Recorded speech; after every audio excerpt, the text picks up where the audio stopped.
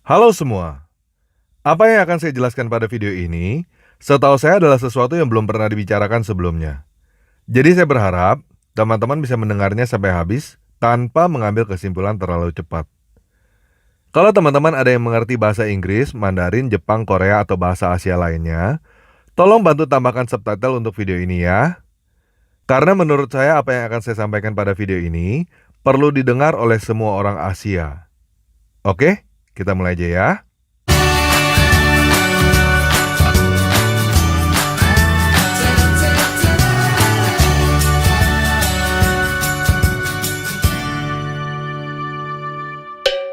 Nah, sekarang kita mulai dari sejarah ya.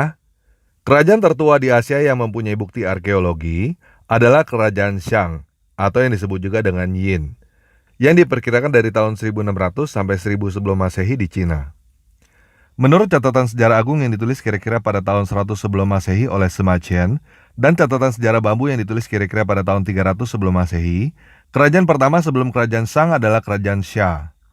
Kerajaan Xia diperkirakan berdiri sejak tahun 2000 sampai 1600 sebelum Masehi, dan biasanya dianggap sebagai cerita legenda karena tidak ditemukan adanya bukti arkeologi. Nah, perlu kita perhatikan di sini bahwa jarak antara Kerajaan Xia dan catatan sejarah adalah lebih dari 1000 tahun. Jadi selama lebih dari 1000 tahun, cerita tentang Kerajaan Xia diturunkan secara lisan. Setelah lebih dari 1000 tahun, baru diturunkan secara tulisan. Legenda yang ada di Cina yang paling kuno adalah legenda 8 dewa, legenda Nuwa, legenda 3 maharaja dan 5 kaisar. Banyak versi yang bercerita mengenai legenda ini, dan hal ini wajar karena cerita tersebut diturunkan secara lisan selama lebih dari 1000 tahun. Namun yang menarik adalah legenda-legenda ini ada hubungannya dengan banjir besar. Sejarah Cina dimulai dengan banjir besar. Jika kita mencocokkan legenda yang ada di Cina dengan catatan yang ada di Alkitab, kita bisa melihat bahwa legenda 8 dewa adalah cerita Nuh dan keluarganya yang berjumlah 8 orang di dalam bahtera. Nuwa adalah Nuh, 3 maharaja adalah 3 anak Nuh, Shenong adalah Sem, Suiren adalah Ham, Fuxi adalah Yafet, 5 kaisar adalah 5 anak Sem. Nah, kalau kita perhatikan tabel waktu yang ada di kitab Kejadian, banjir besar terjadi kira-kira pada tahun 2500 sebelum Masehi. Yang jarang orang perhatikan pada tabel ini adalah Nuh dan Sem masih hidup sampai melihat keturunan yang ke-10, yaitu Abraham. Jadi Abraham bertatapan muka dengan 10 tingkat leluhur yang ada di atasnya. Nah, pertanyaan yang menarik adalah, keturunan siapakah orang-orang Cina menurut Alkitab? Perlu kita ketahui bahwa umumnya orang Indonesia adalah campuran India, Afrika, dan Cina. Jadi seharusnya teman-teman yang pribumi sedikit banyak punya darah keturunan Cina, dan kemungkinan ini adalah cerita tentang leluhurmu juga. Pada Kejadian 25 ayat 1, dikatakan bahwa Abraham mengambil pula seorang istri yang bernama Ketura. Perempuan ini melahirkan bagi Abraham Zimran, Yoksan, Medan, Midian, Isibak, dan Syuah. Dan diceritakan juga bahwa Abraham menyuruh mereka pergi ke tanah timur. Ini adalah satu-satunya keturunan Nuh yang tercatat pergi ke tanah timur di dalam Alkitab. Anak-anak Abraham keturunan Ketura. Kapan peristiwa ini terjadi? Kira-kira pada tahun 2000 sebelum Masehi. Sama dengan tahun berdirinya Kerajaan Xia, kerajaan pertama di Cina. Jadi kemungkinan keturunan Cina adalah keturunan Abraham secara lahiriah dari Ketura. Nah, sekarang kita langsung membahas kepercayaan leluhur orang-orang Cina ya. Ada 2 orang yang menjadi dasar fondasi filsafat Cina, yaitu Kongfucu dan Laozi. Kongfucu mengajarkan tentang moral, Laozi mengajarkan tentang teologi. Kalau ajaran Buddha, sebenarnya bukan ajaran asli yang berasal dari Cina, tetapi dari India. Nah, pada video ini, kita tidak akan membahas tentang ajaran Kongfucu dan Buddha. Kita akan membahas ajaran Laozi dari bukunya, Tao Te Ching. Referensi Tao Te Ching yang akan saya kutip, bisa teman-teman cari di internet atau beli bukunya secara online. Laozi adalah seorang guru besar pendiri ajaran Tao, yang kira-kira hidup pada tahun 600 sebelum Masehi. Tanpa disadari, Ajaran Tao adalah ajaran yang menjadi dasar pemikiran yang sudah lama diterima dan digunakan secara umum di Asia. Walaupun ajaran Tao tidak diajarkan secara formal. Banyak orang, khususnya keturunan Cina di Indonesia, KTP-nya Buddha atau merasa dirinya Konghucu. Tetapi sebenarnya dasar kepercayaannya adalah Taoisme. Biasanya warga keturunan Cina di Indonesia tidak menekankan ajaran tentang ketuhanan. Yang penting percaya Tuhan itu ada dan berbuat baik. Nah, pada video ini kita akan membahas lebih mendalam sebenarnya apa sih ajaran Tao yang ada di dalam Tao Te Ching. Oke? Pada bab 25 buku Tao Te Ching, Lao Tzu menjelaskan bahwa dia melihat Sang Pencipta. Dia tidak tahu namanya, dan dia menyebutnya Tao. 有物混成先天地生，即悉辽西独立不改，周行而不殆，可以为天下母，无不知其名，强自之曰道。 Jadi padanan kata untuk Tao dalam bahasa Yunani adalah Hotheos. Tao, Theos. Padanan kata untuk Tao dalam bahasa Indonesia adalah kata Tuhan. Tao adalah sebutan yang diberikan Lao Tzu untuk Sang Pencipta, untuk Tuhan. Jadi pada video ini, ketika teman-teman mendengar kata Tao, itu artinya adalah Tuhan. Dan ketika teman-teman mendengar kata Tuhan, itu artinya Tao. Sama aja. Oke? Pada bab 1, bab 62 Tao Te Ching, Lao Tzu menjelaskan bahwa Tao adalah misteri. Bahkan misterinya misteri. 同谓之玄，玄之又玄。道者万物之奥。 Pada bab 21, Lao Tzu menjelaskan bahwa dia melihat Tao dengan samar-samar dan tidak jelas. 孔德之容为道是从，道之为物为恍为惚，惚兮恍兮其中有象，恍兮惚兮其中有物，杳兮明兮其中有精，其精甚真，其中有信。自古及今，其名不去以阅众甫，吾何以知众甫之状哉？以此。 Nah, ini sebabnya orang-orang keturunan Cina tidak terlalu menekankan pengajaran tentang Tuhan. Karena Tuhan adalah misteri, dan yang paling penting adalah berbuat baik. Lao Tzu adalah salah satu dari segelintir orang yang melihat apa yang dia lihat. Dan dia memberikan kesaksian tentang apa yang dia lihat dengan baik, walaupun samar-samar dan tidak jelas. Tetapi Lao Tzu bukan satu-satunya orang yang melihat apa yang dia sebut Tao itu. Kebanyakan orang-orang yang melihat apa yang Lao Tzu lihat adanya di Israel. Israel adalah cucunya Abraham. Di Israel, orang-orang yang melihat seperti Lao Tzu disebut para nabi. Para nabi dari Israel ini juga melihat Sang Pencipta, dan mereka menyebutnya dengan nama Yahweh. Yahweh artinya adalah Dia ada, yang ada. Sama seperti Lao Tzu yang berkata pada bab 40 Tao Te Ching, bahwa segala sesuatu tercipta oleh yang ada. 凡者道之动，弱者道之用。天下万物生于有，有生于无。 Para nabi dari Israel ini juga memberikan kesaksian tentang apa yang mereka lihat seperti Lao Tzu. Dan bagi para nabi ini, hal itu juga adalah misteri. Namun ada satu hal pokok yang disampaikan oleh para nabi Israel, yaitu yang ada itu akan datang dan tinggal bersama-sama dengan manusia. Apa yang disampaikan oleh para nabi itu disebut nubuat atau ramalan. Kira-kira pada tahun 0 Masehi, yang ada ini datang, lahir sebagai manusia dengan nama Yesus. Nama Yesus artinya adalah Yahweh menyelamatkan. Yang ada itu menyelamatkan. Orang Kristen percaya bahwa Yesus adalah Yahweh itu sendiri. Dengan bahasanya Lao Tzu, orang Kristen percaya bahwa Yesus itu adalah Tao itu sendiri. Orang Kristen percaya bahwa Yesus menggenapi semua nubuat dan memenuhi semua ajaran yang dikatakan oleh para nabi. Sekarang, saya akan menunjukkan bahwa Yesus menggenapi semua nubuat dan memenuhi semua ajaran yang dikatakan oleh Lao Tzu juga.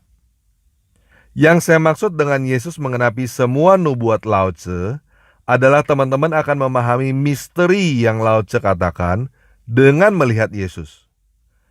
Yang saya maksud dengan Yesus memenuhi semua ajaran Lao Tzu adalah teman-teman akan melihat bagaimana Yesus menerapkan ajaran Tao dengan sempurna. Selain itu, saya juga akan menunjukkan bahwa banyak pertanyaan tentang Yesus yang bisa dijawab dengan ajaran Tao. Nah, karena Tao Te Ching ada 81 bab, jadi pada video ini saya tidak mungkin membacakan semuanya. Saya hanya akan menunjukkan beberapa poin sebagai contoh, supaya teman-teman mengerti apa yang saya katakan. Oke? Pada bab 4, Lao Tse mengatakan bahwa dia tidak tahu Tao adalah putra siapa, tetapi Tao sudah ada sebelum Kaisar pertama. 道冲而用之或不盈，渊兮似万物之宗。错其锐，解其分，和其光，同其尘，战兮似或存。吾不知谁之子，象帝之先。 Apa maksud Lao Tse mengatakan bahwa Tao adalah putra siapa? Dan apa maksud Lao Tse mengatakan bahwa dia sudah ada sebelum Kaisar pertama? Di dalam Matius 1 ayat 1, ditulis bahwa Yesus adalah putra Abraham secara silsilah. Di dalam Yohanes 8 ayat 58, Yesus berkata bahwa dia sudah ada sebelum Abraham ada. Yesus adalah putra manusia, tetapi dia sudah ada sebelum manusia ada. Pada bab 33, Lao Tse mengatakan yang mati tapi tidak binasa, hidup selamanya. 知人者智，自智者明；胜人者有力，自胜者强；知足者富，强行者有志；不失其所者久，死而不亡者寿。 Di sepanjang sejarah manusia, tidak ada satu orang pun yang mati tapi tidak binasa dan hidup selamanya, selain Yesus Kristus. 4 buku Injil yang ada di dalam Alkitab memberi kesaksian bahwa Yesus mati, lalu bangkit pada hari ketiga, dan hidup abadi di langit. Nah, ini yang disebut dengan Injil. Injil adalah kabar baik. Yesus bangkit dari kematian dan hidup abadi di langit. Dan Yesus berkata bahwa barang siapa percaya kepadanya akan dibangkitkan pada akhir zaman dan hidup abadi. Jadi saya mau mengajak teman-teman berpikir begini. Lao Tse mengatakan bahwa dengan mengikuti ajaran Tao, seseorang akan hidup abadi. Buktinya mana? Buktinya adalah Yesus Kristus. Kalau teman-teman baca Tao Te Ching dan baca Injil, teman-teman akan melihat bahwa semua yang diajarkan oleh Lao Tse dilaksanakan dengan sempurna oleh Yesus. Dan akhirnya Yesus bangkit dari kematian dan hidup abadi. Jadi Yesus membuktikan bahwa apa yang diajarkan oleh Lao Tse adalah benar. Dan ini adalah kabar baik bagi teman-teman yang mengikuti ajaran Tao. Jika kamu benar-benar mengikuti ajaran Tao, kamu akan hidup abadi. Bagaimana caranya benar-benar mengikuti ajaran Tao? Lihat Yesus. Kita ambil contoh ya. Pada bab 78, Lao Tse berkata bahwa siapa yang menanggung dosa suatu negara, dia adalah penguasa masyarakat itu. Siapa yang menanggung bencana suatu negara, dia adalah raja dunia. 天下莫柔弱于水，而攻坚强者，莫之能胜，以其无以易之。弱之胜强，柔之胜刚，天下莫不知莫能行。是以圣人云：受国之垢是为社稷主，受国不祥是为天下王。正言若反。 Nah, pertanyaannya adalah, apakah benar yang dikatakan oleh Lao Tse? Apakah benar jika kita menanggung dosa dan menanggung bencana, kita akan menjadi penguasa dan raja? Lihat Yesus. Yesus mati dengan cara disalibkan untuk menanggung dosa seluruh manusia, untuk menanggung bencana kematian seluruh umat manusia, supaya nanti kita akan bangkit dan hidup abadi bersama-sama dengan Dia. Sekarang sudah hampir 2000 tahun sejak peristiwa Yesus disalibkan. Dan sampai sekarang Kristen adalah kerajaan tanpa batas negara dengan Yesus sebagai penguasa dan rajanya.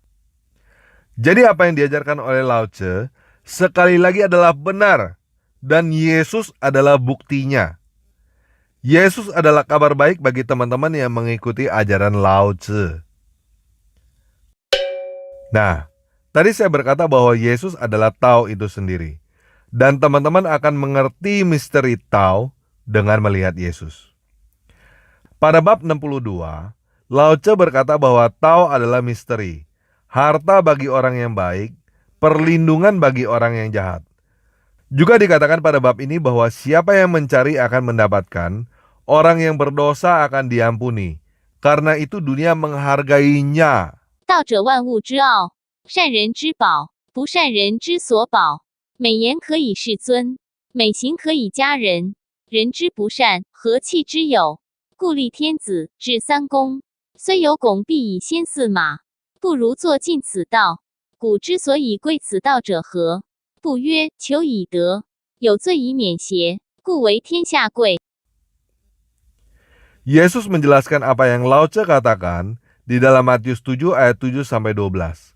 Mintalah maka kalian akan diberikan. Carilah maka kalian akan menemukan. Ketuklah maka kalian akan dibukakan. Karena semua yang meminta akan mengambil. Yang mencari akan menemukan. Dan yang mengetuk akan dibukakan. Siapa manusia dari kalian yang ketika putranya minta roti akan memberikan batu kepadanya? Atau dia minta ikan akan memberikan ular kepadanya? Jadi jika kalian yang pada jahat ada mengetahui hadiah-hadiah yang baik untuk diberikan kepada anak-anak kalian, seberapa lebihnya ayah kalian yang ada di dalam semesta langit akan memberikan yang baik bagi mereka yang memintanya. Jadi, semua yang kalian ingin supaya manusia-manusia lakukan kepada kalian, demikian juga yang kalian lakukan kepada mereka. Karena inilah hukum dan para peramal. Inilah yang diajarkan dalam ajaran Tao dan Lao Tzu. Jadi teman-teman Asia yang belum mengenal Yesus, saya mau menyarankan kamu untuk kembali ke ajaran leluhurmu yang asli, Lao Tzu. Baca Tao Te Ching dan juga baca Injil tentang Yesus Kristus. Ketika kamu bingung apa yang diajarkan oleh Lao Tzu, lihat bagaimana Yesus melaksanakannya dan ikutin jalan Yesus. Karena Yesus menjalankan semua ajaran Tao dengan sempurna. Dan dengan demikian, kamu akan mendapatkan hidup abadi. Nah, tadi saya juga mengatakan bahwa banyak pertanyaan tentang Yesus yang bisa dijawab dengan ajaran Lao Tzu. Salah satu pertanyaan yang paling membingungkan orang adalah tentang ketuhanan Yesus dan Bapanya yang ada di langit. Dan kali ini, saya akan menggunakan ajaran Lao Tzu untuk menjawabnya. Yohanes 1 ayat 1-5 berkata, pada mulanya adalah firman, firman itu bersama-sama dengan Dewata, dan firman itu adalah Dewata. Ia pada mulanya bersama-sama dengan Dewata. Segala sesuatu dijadikan oleh Dia, dan tanpa Dia, tidak ada sesuatu pun yang telah jadi dari segala yang telah dijadikan. Dalam Dia ada hidup. Dan hidup itu adalah terang manusia. Terang itu bercahaya dalam kegelapan, dan kegelapan itu tidak menguasainya. Yohanes 1 ayat 14. Firman itu telah menjadi manusia, dan diam di antara kita. Dan kita telah melihat kemuliaannya, yaitu kemuliaan yang diberikan kepadanya sebagai anak tunggal Bapa, penuh kasih karunia dan kebenaran. Yohanes 1 ayat 18 berkata, tidak seorang pun pernah melihat Dewata, tetapi anak tunggal Dewata yang ada di pangkuan Bapa, dialah yang menyatakannya. Nah, banyak orang yang sulit menjelaskan tentang ayat-ayat yang barusan saya baca. Namun jika kita melihat dari sudut pandang Taoisme, sebenarnya hal ini tidak terlalu sulit untuk dijelaskan. Semua orang Kristen sepakat bahwa Yesus adalah sang anak yang dimaksud di dalam ayat-ayat yang barusan kita baca. Yesus adalah sang firman yang keluar dari sang Dewata dan menjadi manusia. Namun banyak orang yang bingung dengan dualisme anak dan bapa, firman dengan Dewata. Pada bab 40 Tao Te Ching, Lao Tzu menjelaskan bahwa segala sesuatu, segala hal, alam semesta, lahir dari yang ada. Dan yang ada lahir dari yang tidak ada. 凡者道之动，弱者道之用。天下万物生于有，有生于无。 Firman atau anak itu adalah yang terlihat. Lao Tzu menyebutnya yang ada. Dewata atau Bapa itu adalah yang tidak terlihat. Lao Tzu menyebutnya yang tidak ada. Segala sesuatu diciptakan oleh firman, oleh sang anak. Segala sesuatu diciptakan oleh yang ada. Firman berasal dari Dewata. Sang anak berasal dari sang Bapa. Yang ada lahir dari yang tidak ada. Jadi Lao Tzu dan Yohanes sedang menjelaskan hal yang sama dengan kata-kata yang berbeda. Yesus berkata di dalam Yohanes 14 ayat 9-12, "Barang siapa telah melihat aku, ia telah melihat Bapa. Aku di dalam Bapa dan Bapa di dalam aku." Pada bab 1 buku Tao Te Ching, Lao Tzu menjelaskan dengan menggunakan istilah yang tanpa nama dan yang dengan nama.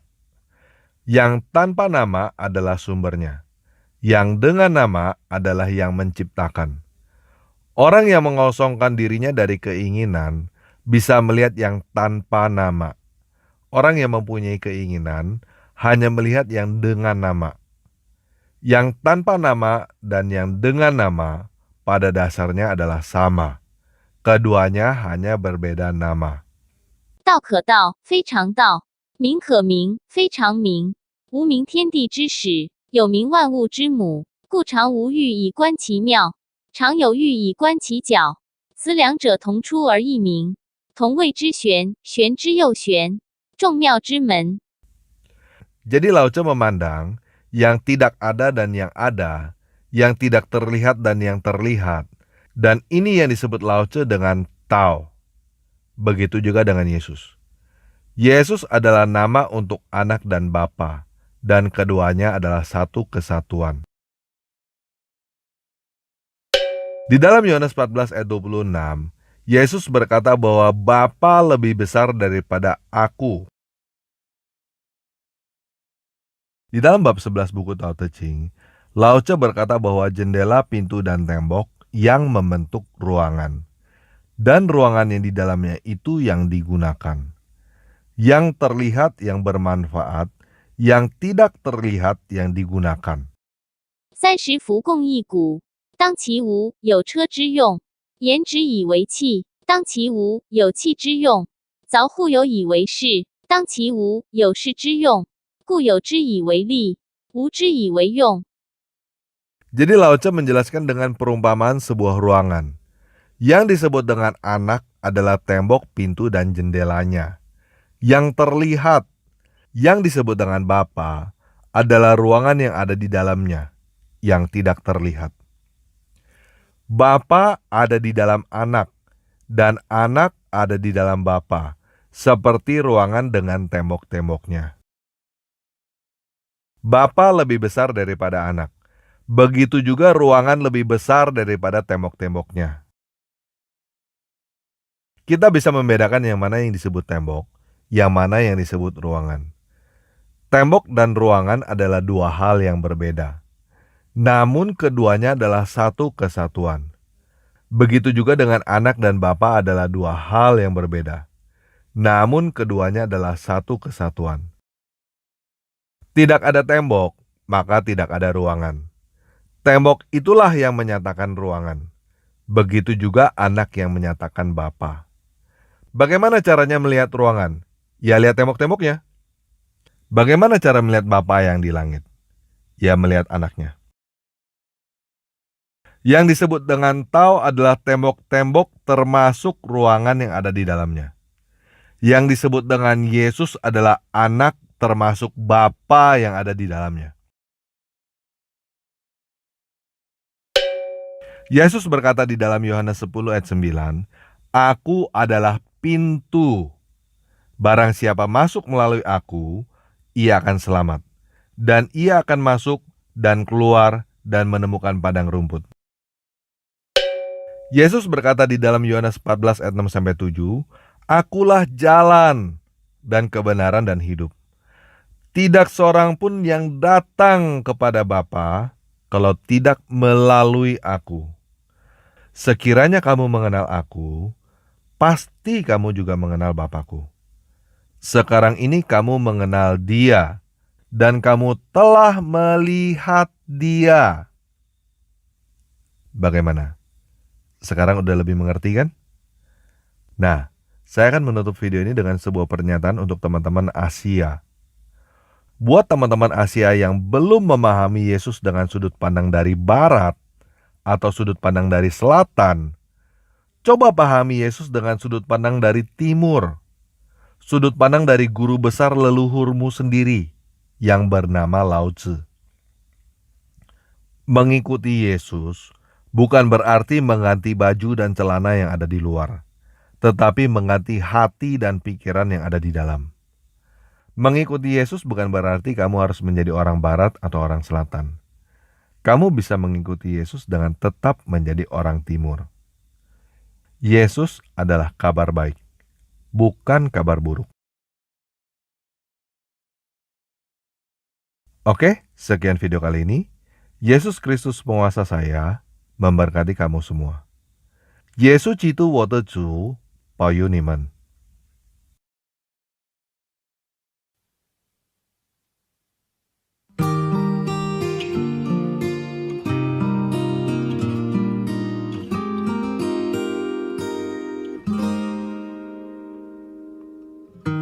坦然无惧，我来到施恩的宝座前，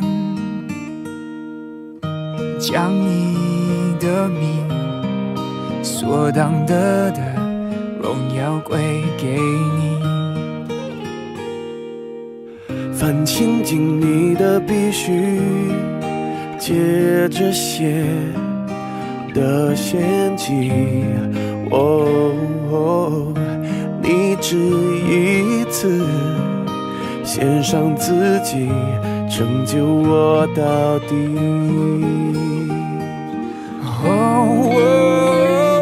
我怎么会不配当你的儿女？你赦免了我的罪孽，你是我的肩，慈爱和怜悯，你全心听我的声音。主，你像我样怜安慰和帮助，将平安充满我的心。主，你保护我，保护我性命，至高者你建立我心。Come on。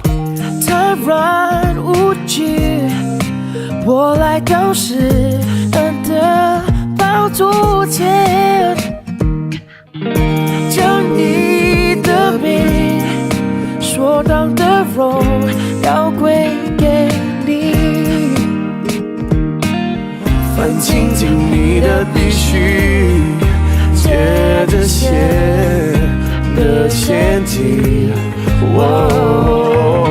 你只一次献上自己，拯救我到底。我怎么会不配当你的儿女？你赦免了我的罪孽，你是我的肩，慈爱和怜悯，你全心听我的声音。主，你像我样怜安慰和帮助，将平安充满我的心。